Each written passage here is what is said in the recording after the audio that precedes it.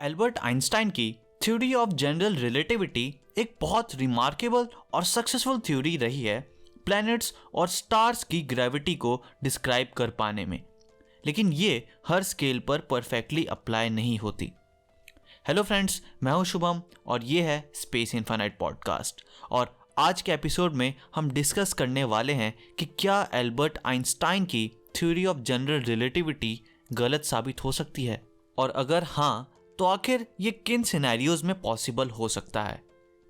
हर चीज जो यूनिवर्स में प्रेजेंट है उसके पास ग्रेविटी है, तब भी इस मोस्ट कॉमन फंडामेंटल फोर्स को आज तक साइंटिस्ट पूरी तरह नहीं समझ पाए हैं, और ये आज फिजिसिस्ट के लिए one of the biggest challenges में से एक है। एल्बर्ट आइंस्टाइन की जनरल थ्योरी ऑफ रिलेटिविटी ने ऑल्दो स्टार्स और प्लैनेट्स की ग्रेविटी को सक्सेसफुली एक्सप्लेन किया है, बट ये थ्योरी सभी स्केल्स पर परफेक्टली अप्लाई नहीं होती। जनरल रिलेटिविटी को over the years observational test से पास किया गया है, जैसे कि Eddington's measurement of deflection of star light by the sun, और इवन इसे रिसेंट ग्रेविटेशनल वेव डिटेक्शन में भी टेस्ट किया जा चुका है, और ये एक एक्यूरेट थ्योरी भी अपीयर होती है इस स्केल पर। However, जब हम एक्सट्रीमली स्मॉल स्केल्स यानी क्वांटम स्केल पर जाते हैं, या जब हम एंटायर यूनिवर्स को डिस्क्राइब करने की कोशिश करते हैं, तब ये आइंस्टाइन की रिमार्केबल थ्योरी भी यहाँ फेल हो जाती है।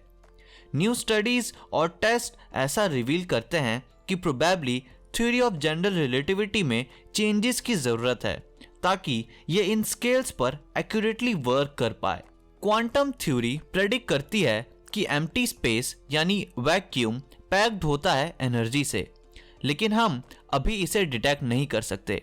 हाउएवर, आइंस्टाइन के अकॉर्डिंग वैक्यूम एनर्जी के पास रिपल्सिव ग्रेविटी होती है, यानी कि ये एम्प्टी स्पेस को पुश करती है यानी ढकेलती है।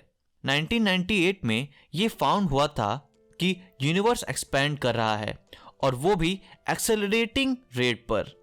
हाउएवर, वैक्यूम एनर्जी या फेमसली कॉल्ड डार्क एनर्जी जितनी रिक्वायर्ड थी इस एक्सपेंशन को एक्सप्लेन करने के लिए, वो कई गुना छोटी थी उस अमाउंट से जितना क्वांटम थ्योरी प्रेडिक्ट करती है। और इस मिसमैच से एक बड़ा और पुराना कॉस्मोलॉजिकल कांस्टेंट से रिलेटेड क्वेश्चन अराइज हुआ कि क्या वैक्यूम एनर्जी सच में ग्रेविटेट करती है? क्या ये सच में एक रिपल्सिव ग्रेविटेशनल फोर्स एक्सर्ट करती है जिससे यूनिवर्स का एक्सपेंशन चेंज हो रहा हो?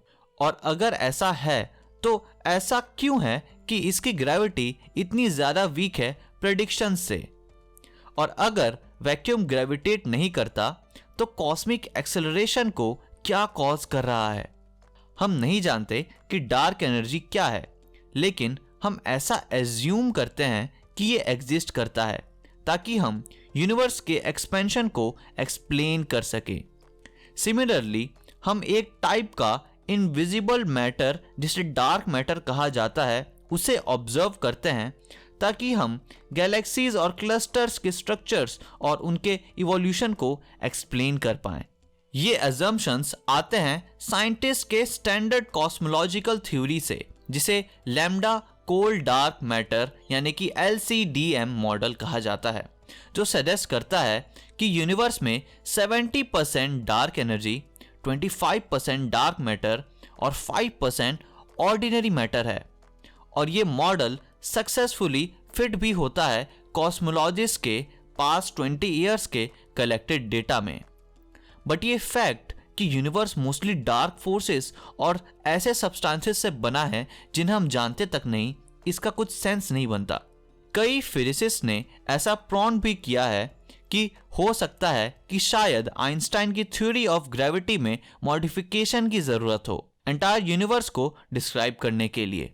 कुछ ईयर्स पहले तक न्यू प्रॉब्लम इमर्ज हुई जिसमें apparently different ways cosmic expansion को मेजर करने के डिफरेंट वैल्यूज दे रहे थे। इसे हबल कांस्टेंट कहते हैं, और इस प्रॉब्लम को हबल टेंशन का टर्म दिया गया। तो क्या आइंस्टाइन की थ्योरी में कुछ प्रॉब्लम है? साइंटिस्ट ने ये ऑप्शन एक्सप्लोर किया है कि क्या आइंस्टाइन की थ्योरी को मॉडिफाई करने से हम कॉस्मोलॉजी के ओपन प्रॉब्लम्स जैसे हबल टेंशन को सॉल्व कर सकते हैं या नहीं। जनरल रिलेटिविटी की करेक्टनेस को टेस्ट करने के लिए लार्ज स्केल पर साइंटिस्ट ने कंप्यूटर मॉडल्स पर इसे टेस्ट किया और ऑब्जर्वेशन से ये पता चला कि आइंस्टाइन की प्रेडिक्शन और एक्चुअल वर्किंग में मॉडल्स की कुछ मिसमैचेस थे, जिसका मतलब ये है कि इसकी बहुत ज़्यादा प्रोबेबिलिटी है कि ग्रेविटी लार्ज स्केल्स पर डिफरेंटली वर्क करती है और probably theory of general relativity को ट्वीक करने की ज़रूरत है। So friends, that's it for this episode and I hope कि आपको यह एपिसोड पसंद आया होगा। अगर आप इस एपिसोड को Spotify पर सुन रहे थे तो make sure to share with your friends, and if you are watching this on YouTube, make sure to give it a thumbs up and subscribe to the channel if you are new to the channel. और मुझे आप comment section में बताइए कि हम और किन topics पर वीडियोस या फिर ऐसे पॉडकास्ट या फिर इन टॉपिक्स को और कैसे इंटरेस्टिंग तरीके से डिस्कस कर सकते हैं। Thanks for watching and stay tuned to Space Infinite.